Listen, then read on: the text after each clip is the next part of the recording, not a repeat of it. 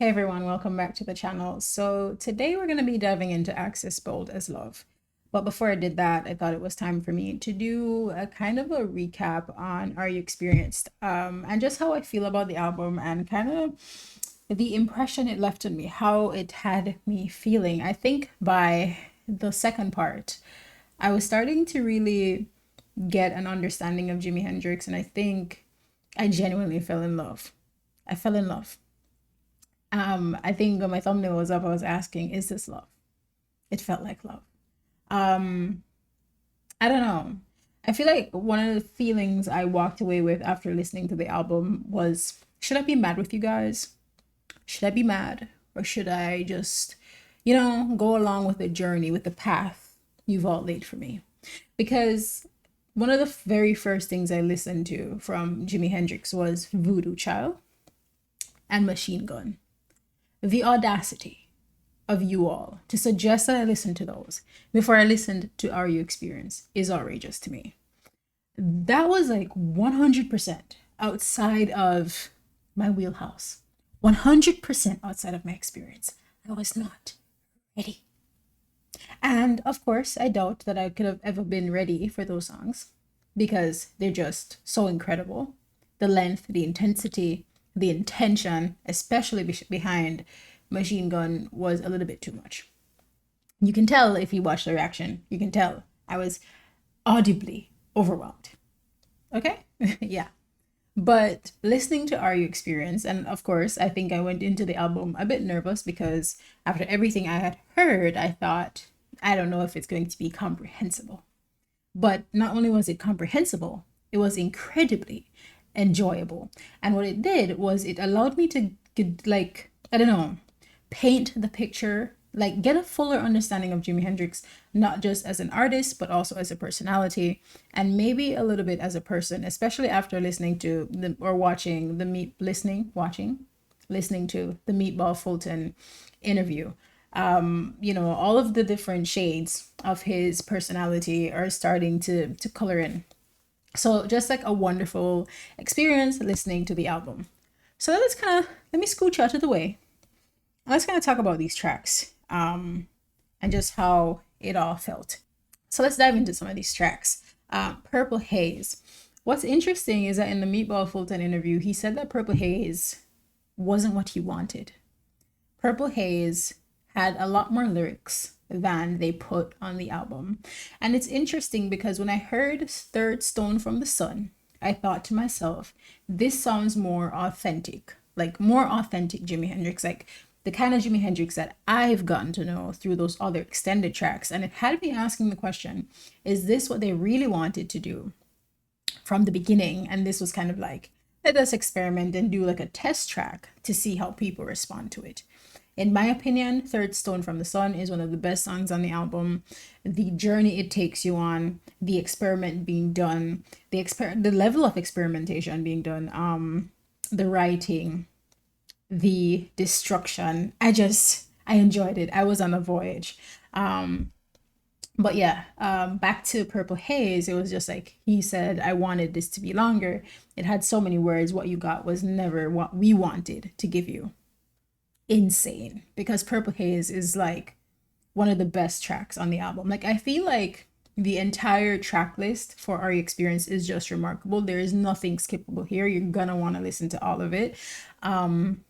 Purple Haze was wonderful. Manic Depression was interesting because I feel like now that we've been talking a little bit more and I've been getting to learn a little bit more about Jimmy, I saw somebody saying that somebody on the band said something about Jimmy being like one of the saddest person he ever knew.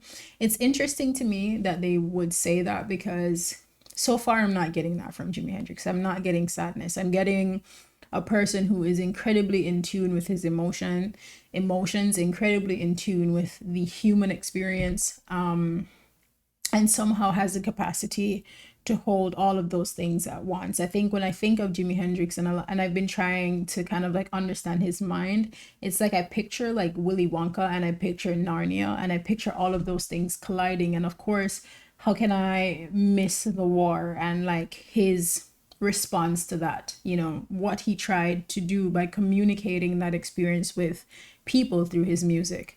So it's like when I think of his mind, I think of this incredible magical place with all these things happening at once, and I see this giant, and I see this giant smoking, and I see him in love, and it's just like, it's remarkable. So manic depression and people saying, oh, he had, he was depressed or he was sad, I'm just like, I don't know if I could just like, so far from my experience with my limited exposure to Jimi Hendrix, just say, okay, this was a sad person. To me, it doesn't really make sense. Yes, he could have been sad, but was he just entirely sad? I don't know.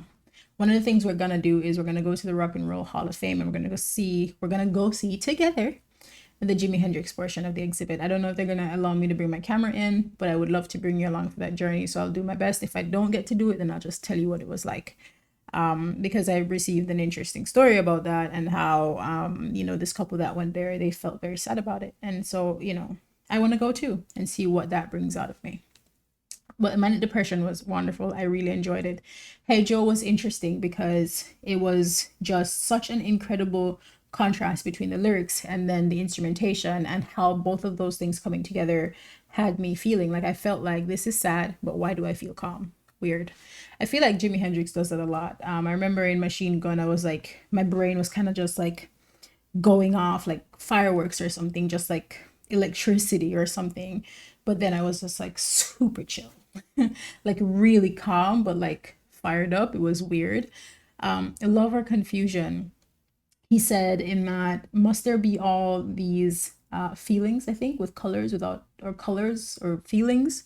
Oh my, something. I will put the right text on it, without name, without sound. I think that really gave an interesting peek into his mind and how his mind works, because he also talked about in that Meatball Fulton interview about like dreaming in color, and like, how he perceives the world. And it's just interesting to have that piece of him there in Love or Confusion.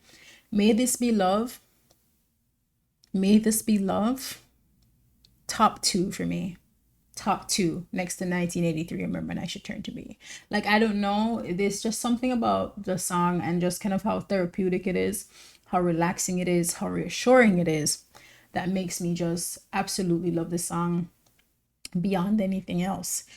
Beyond the rest of it, of course I love all of it. All of it is great, but it's like sometimes some songs do some things to you that just connect so deeply, and I just love that one. I Don't Live Today was one of those that I did not necessarily get right away.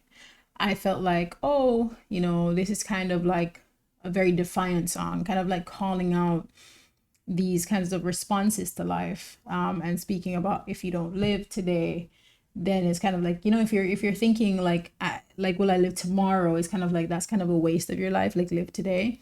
But a lot of you corrected me and told me that this was actually for Native people, and so that was interesting to me to learn. And I plan to do deeper research into that and learn a bit more. I think one of the things I have to do is to learn a little bit more about his roots, where that is concerned, and why he made this tribute in the first place. And who knows, maybe I could do like an essay or some sort of coverage of that on the channel. The Wind Cries Mary was incredibly petty and just like super funny to me. Like the fact that he directed that at his ex, and knowing she did not like her middle name, is remarkable to me. I don't know, I just loved it. I love that, like, the wind is an ever persistent present force. The wind cries Mary. Take that. I loved it. Fire. Can I stand next to your fire? Very flirty. Saying it's meant to be innocent and it's not what we think. Hilarious. Love it. I feel like, especially, again, I keep referencing this interview because I feel like it's helped to really deepen my appreciation for the music. Jimmy is obviously a very sexual person, but I think he approaches that sexuality in a very shy way.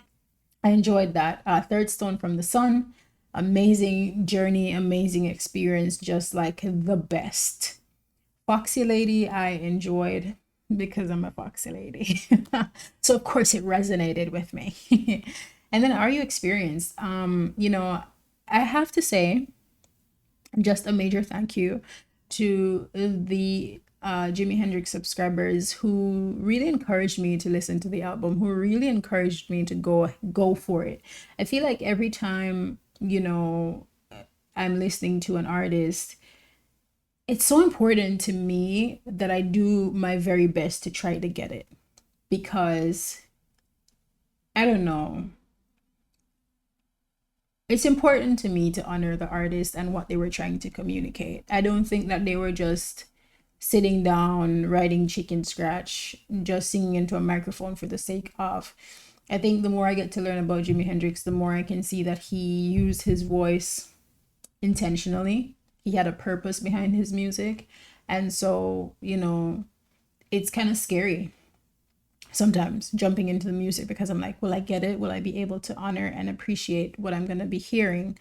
And that's all. I just want to honor the musician, and I want to honor you. I want to take the time to see what you see in the music and do my best to appreciate it. And by being open and receptive to it, I hope to become experienced, which I'm slowly and surely becoming more of. And of course, the more open you are, the more likely you are to, you know, deepen your experience as a human being. So it's all exciting for me. Our experience, I felt like it was, it felt like Jimmy extending his hand, to his realm, extending his hand to his experience, his insight, the way he sees the world. Asking us to kind of shake off or shirk off these things that we've attached ourselves to, so that we could see a more beautiful world. Beautiful world? Yeah. A more beautiful world. And so, in its entirety, the album was amazing. I feel like one of the things I really want to do is to really experience Mitch Mitchell and Noel Redding.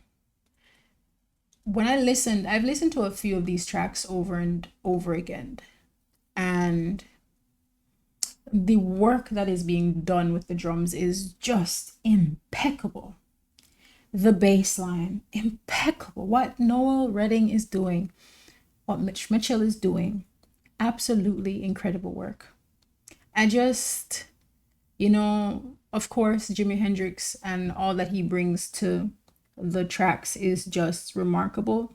But a lot of that cannot be done without the other remarkable people who are part of the band. And so I hope that we have the bandwidth and the time to really look into Mitch Mitchell, what he has done here, how this has shaped music, look into Noel Redding, what he has done here, and how it really brings the tracks, the music together, because there's a lot of experimentation being done on the album. And I don't think you'd be able to do that without having a wonderful cast to really hold everything together. You know what I'm saying? You could have excellent peanut butter, but without that bread and that jelly, you cannot have a peanut butter sandwich. It's always a food analogies for me. Anyways, that's kind of the end of my album review. I hope you enjoyed it. I've only done this one other time for the times they are changing. So, I'm not an expert, but as I say before, and as I often say, we keep our expectations low. We will not be disappointed.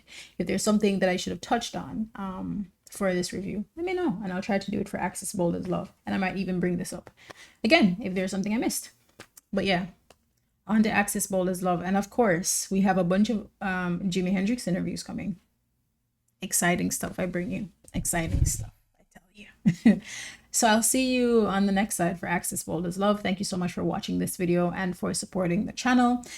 You may not know it, but reaction videos often do not generate any revenue because of copyright claims. And with Jimi Hendrix, this is especially the case. So these videos definitely help just to kind of balance things out on the channel. And while I may just make like $1 or $2 from this video, it's fine. It helps. So yeah, I'll see you for Access Bold as Love. I'm so excited. Yeah, it'll be up like in an hour or two. And I'm so sorry for having kept you waiting this entire week. It's been 5 days, probably 6 now when this video comes out, since you've seen an update on the channel. I am so sorry. I am so darn sorry. I'll do my ever loving best to not let that happen again. Okay, I'll see you in the next one. Peace.